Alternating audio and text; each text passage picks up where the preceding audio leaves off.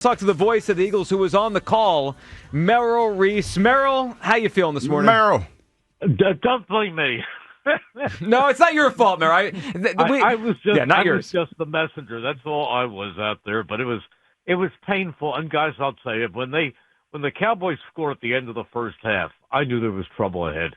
You could just feel it. I mean, they were controlling that game so totally. I mean, they were just battering the Cowboys. Cowboys were deep twice and fumbled the football. You just thought, or one was an interception by Reese Blankenship, but you just thought this game was just absolutely, totally in their hands.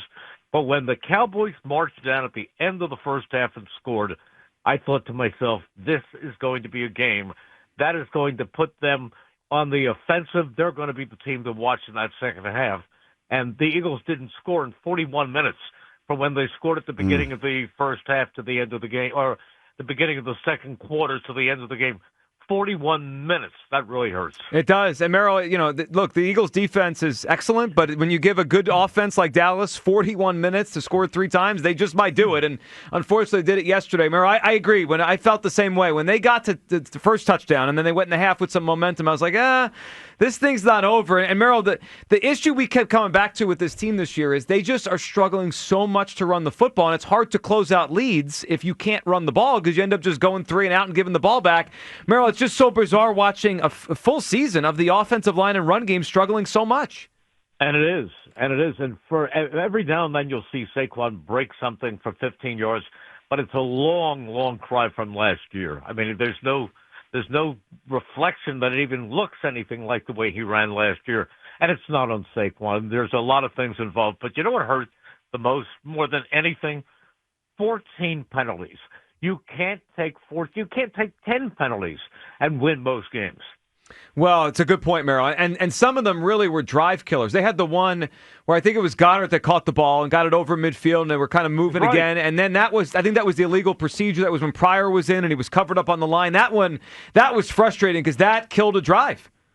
Yeah, and these are avoidable. I mean, these are just bad mistakes. You can't have that. And that's what hurt them. But penalty after penalty after penalty. I mean, and really, usually you'll find a penalty here and there, and you say, "Boy, they got robbed." I thought almost there were maybe one penalty was kind of iffy, but they were legitimate. Yeah, it was on them yesterday. They didn't go down there and play their best football by any stretch, and they lose the game. And Merrill, they're also losing some players. I thought late in the game, some of the defensive issues were because they just were down starters in the secondary, and they started dropping like flies. Reed Blankenship goes out, Makuba goes out, so both safeties out of the game. And they also lost Adoree Jackson, who maybe early on this season I wouldn't have considered a big loss, but he had played better, and he's certainly there. He's a starting cornerback on this team for a reason. So at one point, Merrill, down the stretch, they were without 3 starters in the secondary. That's hard to overcome. Yeah, it is, but there are no excuses. They just played badly. They couldn't get it back together. They had opportunities. I mean, I'll tell you something. Brian Schottenheimer made some calls that were very, very strange. In the first place, when they on their first possession, when they punted. They punted from the. I mean, you would have thought they would have punted, right? And he went for it again. He went for it at midfield, or actually in Dallas territory, when you just knew he had to know that the Eagles had stopped the Lions 5 times in 4th down. He had to realize that, and he took that chance, and the Eagles went down right after that and scored. And then late in the game, when he had a chance to pretty much lock it up with a field goal, he went for it, and the Eagles stopped them again. I mean, the defense made some big plays. Yes, they gave up some big plays, but they also made some big plays. But you know what? It's a bad loss. It's a very disheartening loss. I'm not minimizing it, but I will say this. It's not a critical loss. It's not a back-breaking loss. They can come back from this against the Bears team that is pretty good, but not as good as the Eagles are. The Eagles should be able to bounce back. The Friday game is very big. But this game does not end or ruin their season or their aspirations. Well, I agree with that, Merrill. And it's one they can learn from and they can get better from. And it does set the scene for what you're saying Friday, Black Friday, 3 o'clock against the Bears. And, Merrill, I agree with your assessment. The Bears aren't great, but they're certainly improved from where they have been in recent years. And what's interesting now about the stakes of this game is, we'll see what happens with the number 1 seed and if the Eagles can now jump back over the Rams, who are now 9-2. But, Merrill, it feels like the number 2 seed, if it's not 1, could come down to the Eagles versus whoever wins the NFC NFC North, which right now is being led by Chicago. So this is a really big game Friday, Merrill. If they get this win and they get to their 9th win and they're 9-3 and they have a little break before they go to L.A., we're going to feel good again. On the flip side, this is one they can't drop, Merrill. They need this game if they're going to win. Yeah, they really do need to win this football game Friday. They absolutely. This is a very, very critical game, and it's against another 8-3 team. Yeah. I mean, I can't believe the Bears are 8-3, but they are. Yeah, and they're pulling games out. I mean, it all starts with that game that they in prime time that they won when they came from way behind to beat Washington. Mm-hmm. Well, I think they have a negative point differential, yet they're 8-3. So you're right about that. They are finding a way to win football games. It's probably going to be a close one on Friday. Merrill, we appreciate you hopping on. Have a very happy Thanksgiving, and we'll talk to you Friday at the link for the pregame show. Absolutely, Joe and Hugh. Have a good day, but believe me, it hurts. It's a tough loss to swallow, but there's a lot of football left. There he is, the voice of the Eagles, Merrill Reese. Reese. I mean, Merrill's kind of hinting at must-win on Friday. It feels like it. You can't go, man. Listen, you can't go back-to-back L's. You just can't. Well, not you twice beat in a break. season. Yeah, we already did that once. Yeah, you got to beat the brakes. You got to beat the brakes. Well, I don't know about beat the brakes. We got to beat the brakes. Let's just get out of it. I'm not a guy for style points, but I want some style points. You want style points Friday? Style points. We just want to avoid the F word. Yeah. Fraud's the F word. Oh. It's the fraud ball. Did you think you accidentally said it and you were in trouble? I was like, wait a minute, did I?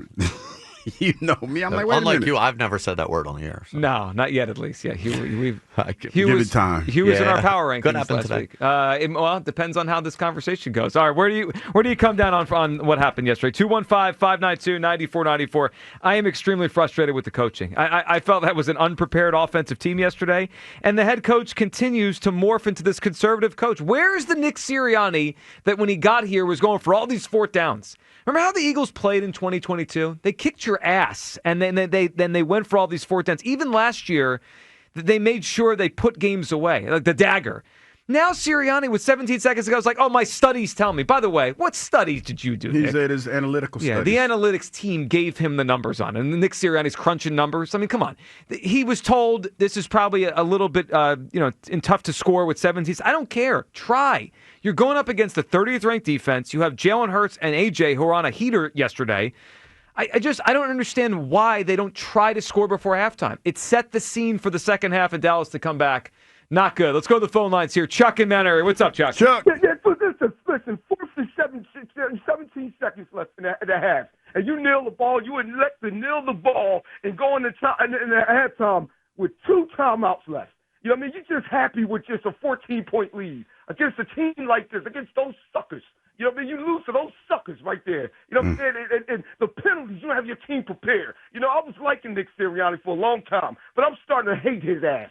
Because I tell you one thing, man, F them all. F them all. You know what I'm saying? I'm telling you, F them all because, they don't get it. They just don't get it, man. And I know they won the Super Bowl last year. I get it, man. But they don't do nothing right. They don't do nothing right. And Jalen Hurts, third and 2, you take a sack. You 3rd and 2, you take a sack right there. I'm watching the game. I'm like, dude, you got to understand in your mind, the most stupidest idiot as a person would say to themselves, I can't take a sack in this position. I got at least it's like a time clock in my head, and I got to run the ball to at least get 2 yards. Can you get me 2 yards? You know what I'm saying? That's what you got to do. You got to run the ball to get 2 yards, or you at least live to see another down. You throw the ball away. It's 4th and 2. You give your coaching staff a chance to go for it. You know what I'm saying? Go for it. It's 4th and 2. You don't take a sack in that position. And then, you go to the guy that sealed the ball at the 1 yard line. Oh, my God. He feels the ball. He thinks he's Dion. He feels the ball at the 1 yard line or the 3 yard line, whatever. You know what I'm saying? They teach you in elementary. You let that ball go in the end zone. You know what I'm saying? My wife say, oh, he's hurt. I said, he should be hurt. I don't give a damn about him being hurt. He was hurt before he caught the damn ball because his brain should have been hurt. And you catch the ball at the 1 yard line. They teach you in elementary, let it go in the end zone. Let's do it. I'm telling you, man, this team ain't crap. And I tell you, they don't do nothing right for Tulu. What you got? You got that big old play sheet for what? What you got the big old play sheet for? 15 plays. How about 15 plays a game? You know what I'm saying? Then if they run another ball to Saquon Barkley on 1st down, I'm going to die. Everybody know it's coming. You know what I'm saying? Try to throw the ball in the early downs to keep yourself ahead of the chain, jackass. It ain't hard. Talk about the cuss on there for real. Well, he's got. Chuck. I'm impressed he didn't. I think everyone out there is feeling what you're feeling today, Chuck. It is all those things you said are right. Chuck, we appreciate the phone call.